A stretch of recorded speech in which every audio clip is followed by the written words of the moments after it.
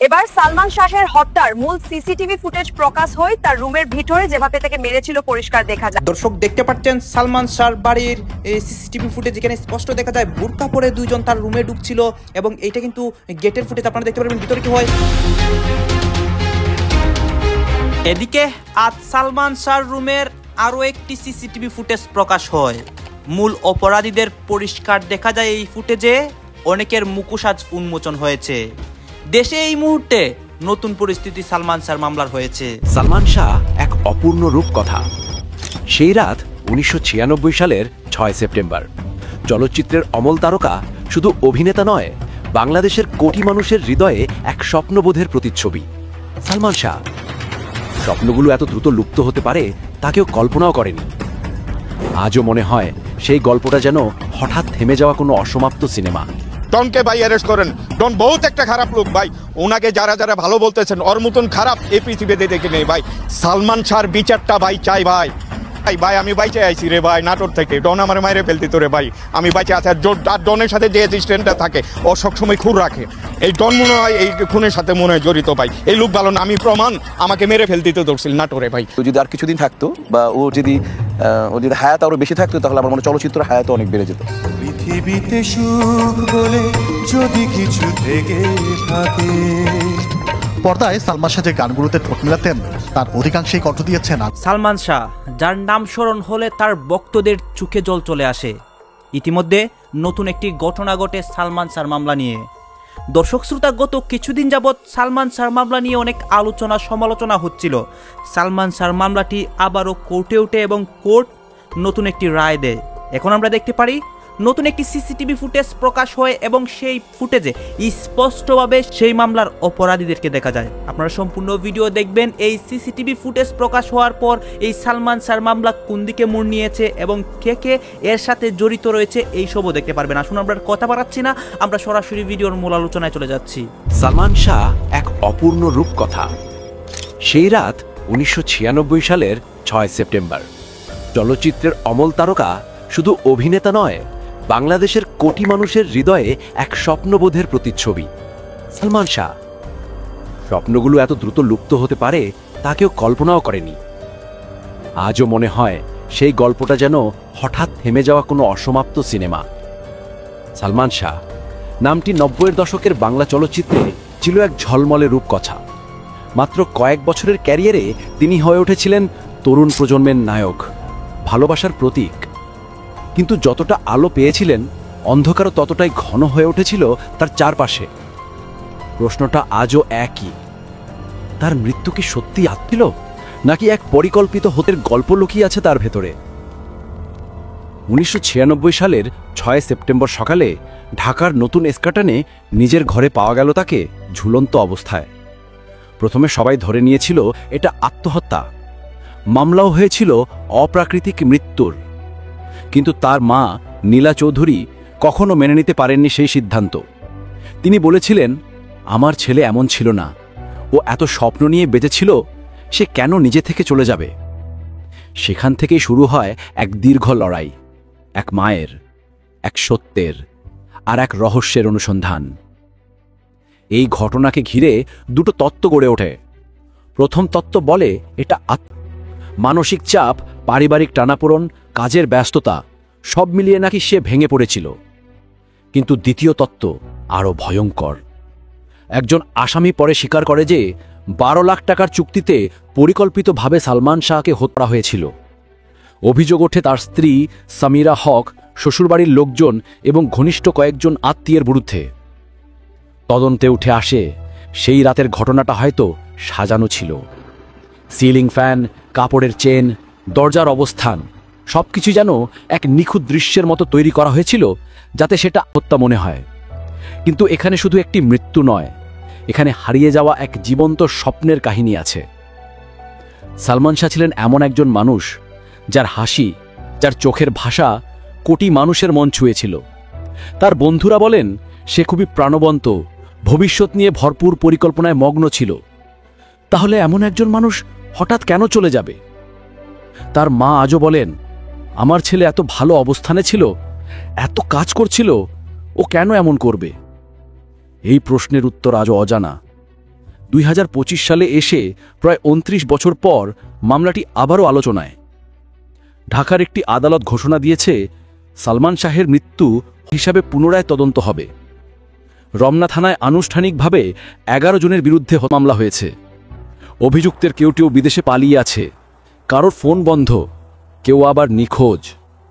আদালত নির্দেশ দিয়েছে 7 ডিসেম্বরের মধ্যে তদন্ত প্রতিবেদন জমা দিতে হবে। অর্থাৎ প্রায় 3 দশক পর আবারও খুলে যাচ্ছে সেই রহস্যের দরজা। হয়তো এবার সত্যি কিছু উত্তর পাওয়া যাবে, কিন্তু প্রশ্নগুলো রয়ে যায়। সেই রাতে ঘরের ভেতরে কে ছিল? কেন তদন্তটি সে সময় থেমে গিয়েছিল?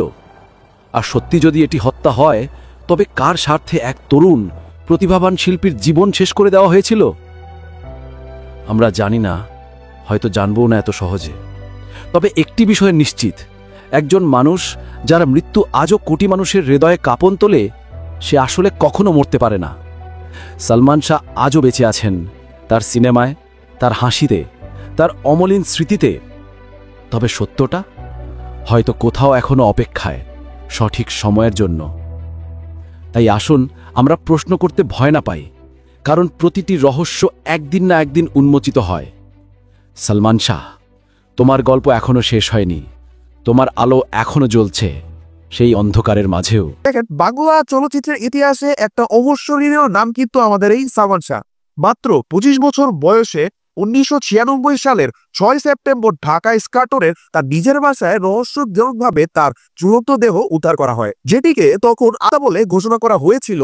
কিন্তু এই আকস্মিক মৃত্যুতে তার ভক্তরা অনেক বেশি শোকাহত হয়ে পড়ে। শুরু থেকেই সালমানের পরিবার ও অনুরাগীরা এই মৃত্যুকে কখনোই কিন্তু স্বাভাবিক মৃত্যু বলে মেনে নিতে পারেনি। তাদের সবার দৃঢ় বিশ্বাস ছিল যে প্রিয় নায়ক সালমান শাহ কোনোভাবে করতে পারে না, তাকে পরিকল্পিতভাবেই হয়েছে। প্রায় 29 বছর ধরে সালমান শাহের এই মৃত্যু নিয়ে অনেক কথোপকথন চলছে। তার মা শুরু থেকেই বলে আসছে যে এটা কোনোভাবেই নয়, বরং ঠান্ডা মাথায় তাকে খুন করা হয়েছে। পরিবারের অভিযোগ ছিল যে এই পিছনে সবচেয়ে বেশি হাত ছিল সালমানের স্ত্রী সামিরা হক ও তার ঘনিষ্ঠ কয়েকজন, যাদের বিরুদ্ধে তাদের হত্যার ষড়যন্ত্র সন্দেহ প্রকাশ করে আসছে।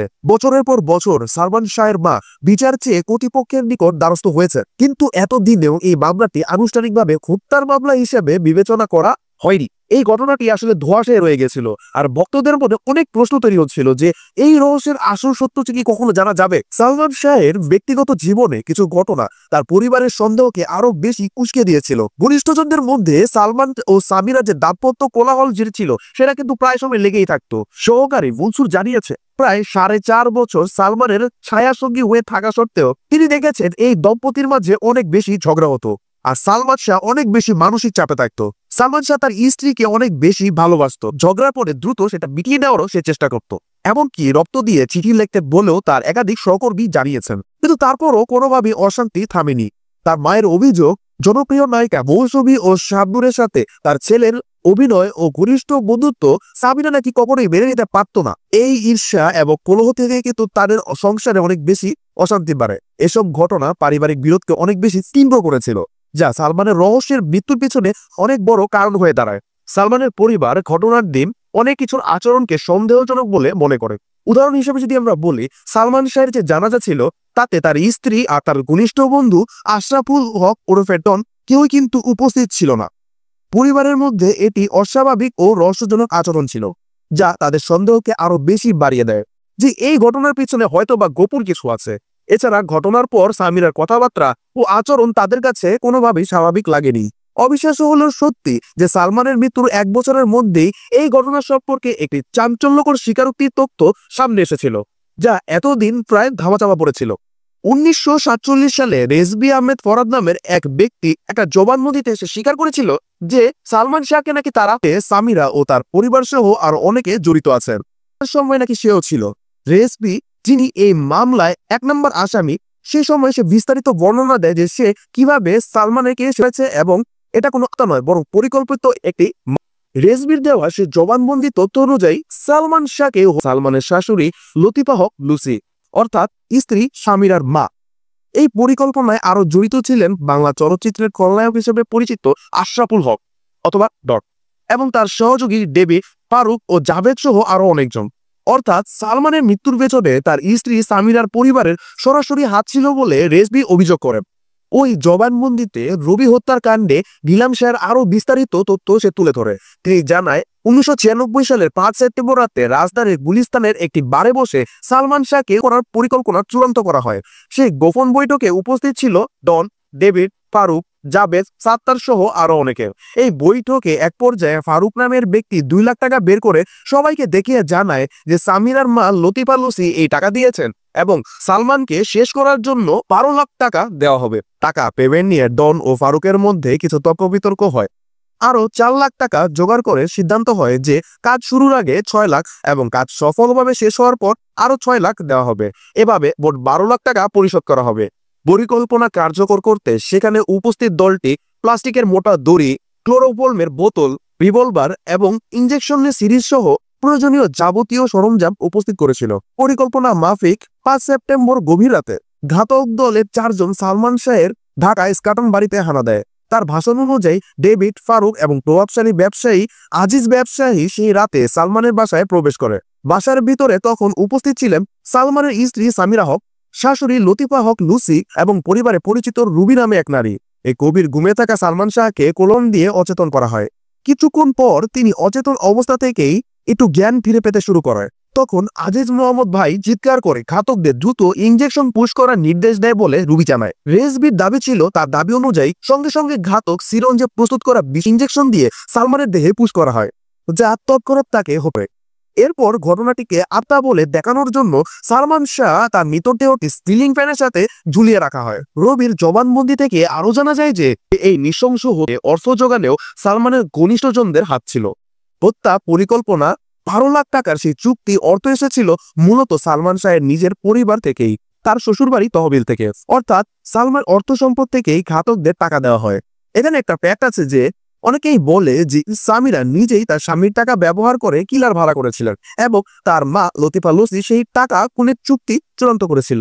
দুঃখজনকভাবে এত বিস্ফোরকমূলক স্বীকারোক্তি আসা সত্ত্বেও 1947 সালে ওই সময় কোনো কার্যকর পদক্ষেপ নেওয়া হয়নি। রহস্যজনকভাবে রেজবির জবানবন্দির ব্যাপারে তখন গুরুত্ব দেওয়া হয়নি এবং সালমান শাহের মৃত্যুকে তখন মতা হিসাবে চালানো হয়। এই প্রভাবশালী কোনো মহলের চাপে রেজবির দেওয়া তথ্য একদম ধামাচাপা পড়ে যায়। দীর্ঘ সময় ধরে এই তদন্ত কার্যকর স্থগিত থেকে যায় এবং সালমানের পরিবার ন্যায় বিচারের আশায় অপেক্ষা করতে থাকেন।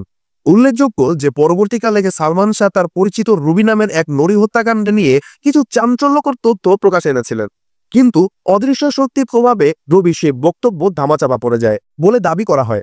বছরকে বছর এভাবেই গুরুত্বপূর্ণ আলামত ও তথ্য উপেক্ষিত হয়েছে এবং বর্তমানে ইউটিউবের কল্যাণে এই বিষয়টি নিয়ে আবার নতুন করে আলোচনা শুরু হয়। প্রবাসী সাংবাদিক ইলিয়াস হোসেন তার অনুষ্ঠানে সালমানের মা নীলা চৌধুরীকে সরাসরি এনে বিভিন্ন তথ্য পাশ করতে থাকেন। জনগণের চাপে এবং পরিবারের আইনি পদক্ষেপে আদালত অবশেষে মামলাটি পুনরায় খোলার নির্দেশ দেয়। আদালতের নির্দেশে 2025 সালে অক্টোবর মাসে সালমান শাহের এই ঘটনাটি ডনকে ভাই অ্যারেস্ট করেন। ডন বহুত একটা খারাপ লোক ভাই, ওনাকে যারা যারা ভালো বলতেছেন ওর মতন খারাপ এই পৃথিবীতে দেখে নেই ভাই। সালমান শাহর বিচারটা ভাই চাই ভাই। ভাই আমি বাইচে আইছি রে ভাই নাটোর থেকে, ডন আমার মায়ের ফেলতি তোরে ভাই, আমি বাইচে আছি। আর ডনের সাথে যে অ্যাসিস্ট্যান্টটা থাকে ও সবসময় খুর রাখে, এই ডন মনে হয় এই খুনের সাথে মনে হয় জড়িত ভাই। এই লোক ভালো না, আমি প্রমাণ, আমাকে মেরে ফেলতে তো ধরছিল নাটোরে ভাই।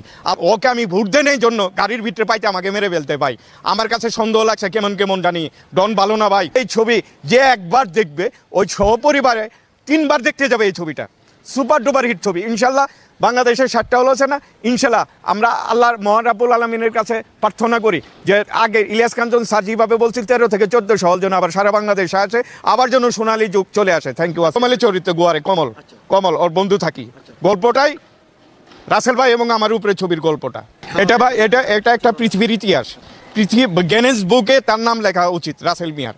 যে পৃথিবীর মধ্যে মানে হলিউড ঢলিউড মাদ্রাস যাই বলেন এইভাবে এফবিসির বাইরে গেটের বাইরে কেউ খাওয়ানো এবং মেডিকেল বাংলাদেশ মেডিকেলে খাওয়ানো হয়েছে। মানে অ্যারেঞ্জমেন্ট কি মনে করেন 250 থেকে 300 টাকা এক একটা মনে করেন খাবার খাওয়ানো হয়েছে ঢাকা মেডিকেল কলেজে। মানে রুগীদের সাথে যারা আসতো তারা তো গরিব রুগী, খাবার পাইতো না। ওই খাবারটা আমাদের সম্মানিত প্রযোজক বাংলাদেশের নারী উদ্যোক্তা সিএপি হেলানা জাহাঙ্গীর ম্যাডাম খাওয়াইছে। আরেকটা বলি, সালমান শাহর বিচার চাই, সালমান শাহর বিচারটা ভাই চাই ভাই। ভাই আপনাদেরকে সারা বাংলাদেশের কাছে অনুরোধ, ভাই সরকারের কাছে অনুরোধ, ডক্টর মোহাম্মদ ইউনূস স্যারের কাছে অনুরোধ, ভাই যে কটার আসামি নাম হয়েছে তাড়াতাড়ি অ্যারেস্ট করেন, ডনকে ভাই অ্যারেস্ট করেন। দর্শক আপনারা তো দেখলেন এখানে কি কথা হচ্ছে, অনেকেই কিন্তু অনেক কথা বলতেছে, বিশেষ করে এখানে সালমান শাহ মামলার বিভিন্ন প্রতিবেদন এবং সালমান শাহকে নিয়ে সবাই সবার মন্তব্য বা তাদের মনের ভিতরে যে একটা এইগুলো নিয়ে কথা হয়। গাছ এই বিষয়গুলো নিয়ে মানে এখানে যে আপনাদেরকে দেখিয়েছি এই বিষয়গুলো নিয়ে আপনাদের মন্তব্য কি, অবশ্যই আপনারা আপনাদের মন্তব্যটা আমাদের কমেন্ট বক্সে লিখে যাবেন। আর হ্যাঁ, তখন আপনাদেরকে আমরা যা কিছু দেখিয়েছি সব কিছু আমরা সোশ্যাল মিডিয়া থেকে সংগ্রহ করেছি, এখানে আমাদের নিজস্ব কোনো মন্তব্য নেই বা আমাদের নিজস্ব কোনো সিদ্ধান্ত নেই। সর্বশেষ আপনাদের কাছে আমাদেরকে রিকোয়েস্ট থাকবে আপনারা আমাদের চ্যানেলে নতুন দর্শক হয়ে থাকলে চ্যানেলটি সাবস্ক্রাইব করবেন এবং পাশে থাকা বেল বাটনটি বাজাবেন যাতে করে নেক্সট ভিডিওটা সবার আগে আপনাদের কাছে পৌঁছে যায়। ধন্যবাদ।